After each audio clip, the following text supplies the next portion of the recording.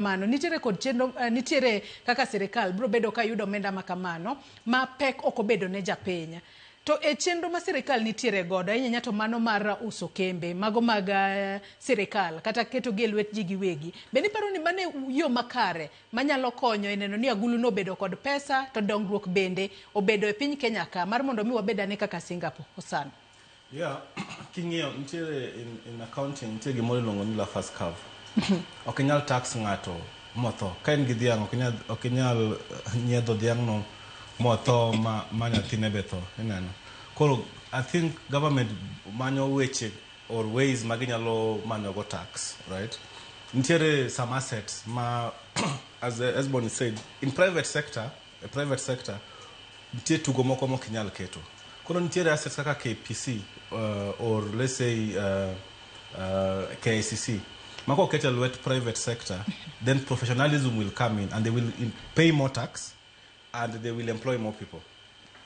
Koro, king'io conditions or king'io weche kaka government temo manyo pesa, okinyal gisatemo expand the tax base for a while, but nyalo mana dhi nyaka kamoro.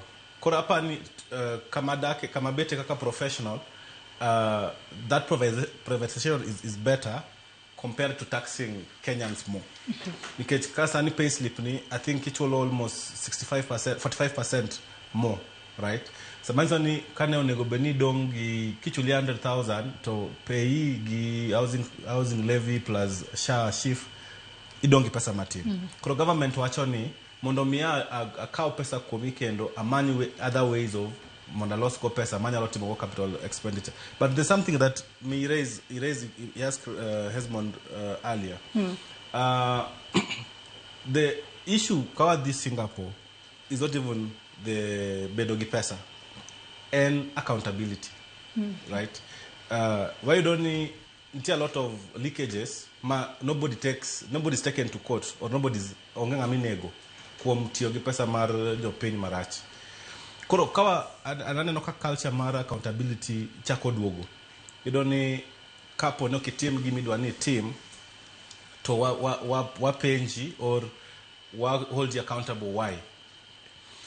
Nikech king'iyo for example the 16 billion you said 46 billion Mauma Bay County. Common goods kata capital expenditure Mauma Bay County. Kido ni ntie leakage kai, ido ni jomanti mogi kai na professional accountant, onego beni bedo bad. Because okitim gimo onego beni team. Kai no auditor, maybe audit these books to okitim the right thing. Onego beni bedo bad and banned. Kabisa moketa kitikendo. Kwa biro gi culture no, then leakages gi misuse of funds, biro konyo wa mondo wa get more funds to the national basket.